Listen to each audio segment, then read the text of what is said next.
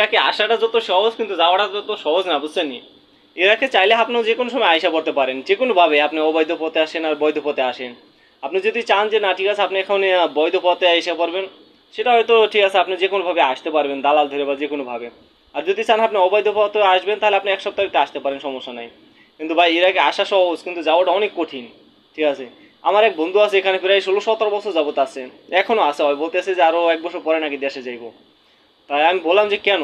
এখানে শুধু ওই না, এখানে লক্ষ লক্ষ প্রবাসী আছে যারা ঠিক আছে নিজের চাহিদাটা না পূর্ণ করে দেশে যাইতে আসে না।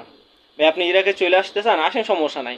আপনি টাকা আপনি নেবেন, কিন্তু মামু বাড়ির যে দাওয়াতটা ঠিক আছে ওটা আপনার জন্য আসার আগে ঠিক আছে তারা কইরা রাখবো। যে কখন ঠিক আছে দাওয়াত পরে সেটা বলা যায় না, যখন দাওয়াত পড়বো তখন কিন্তু চলে যাইতে হইব।